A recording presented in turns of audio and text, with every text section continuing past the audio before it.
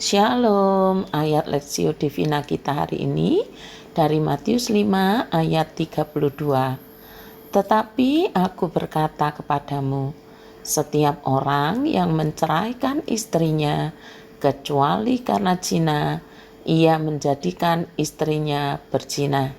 Dan siapa yang kawin dengan perempuan yang diceraikan, ia berbuat zina. Alkitab menerangkan Alkitab, itu prinsipnya. Yang dapat menerangkan maksud Alkitab adalah Alkitab itu sendiri.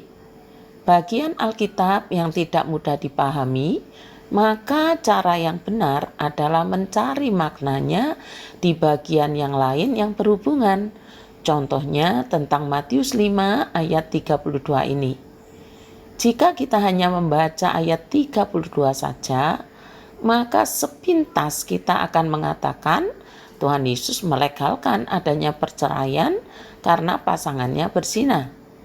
Banyak orang Kristen yang mengambil jalan perceraian dengan dasar Matius 5 ayat 32. Tetapi pertanyaannya adalah, benarkah Tuhan Yesus melegalkan perceraian seperti yang tercantum dalam hukum Taurat Ulangan 24 ayat 1 yang berbunyi begini.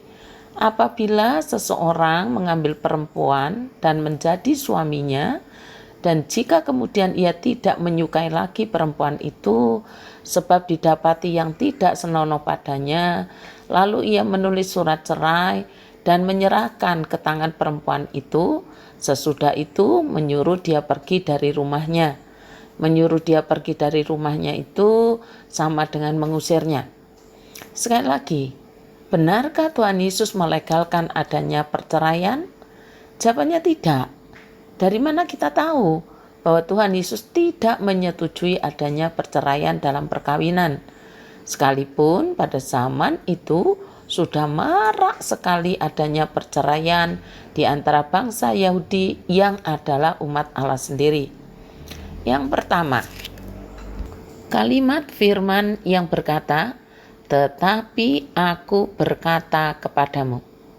Jadi begini, hukum Taurat melindungi perempuan dari praktik berzinahan dengan memberikan surat cerai.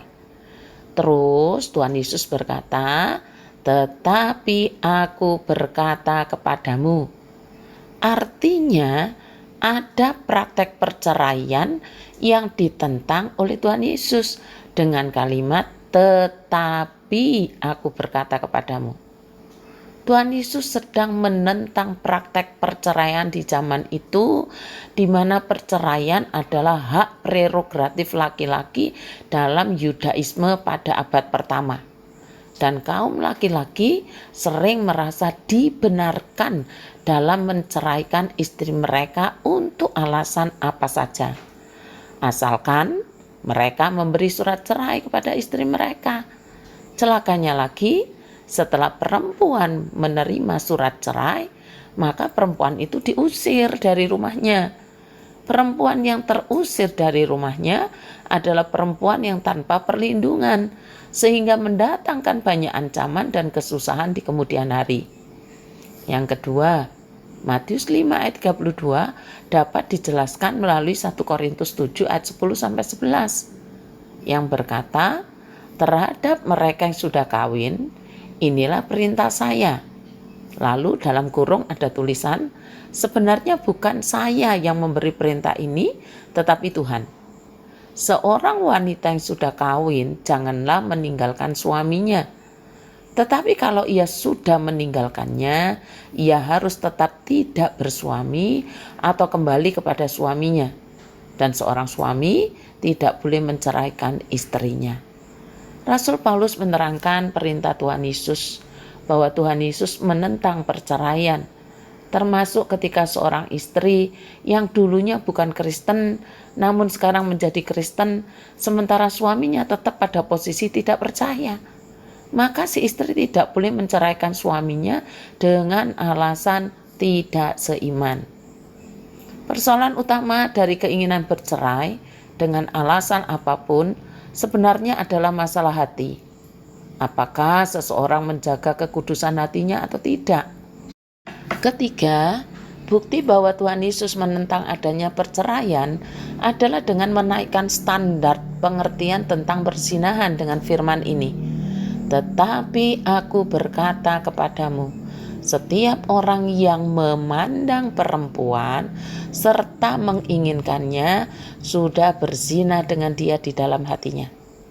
Jadi sebuah perzinahan bukan hanya karena kontak fisik, tetapi kembali soal hati. Sekalipun tidak ada kontak fisik, tetapi jika setiap orang yang memandang perempuan serta menginginkannya sudah berzina dengan dia di dalam hatinya. Memang ada sejuta alasan untuk sebuah perceraian yang tak terhindarkan.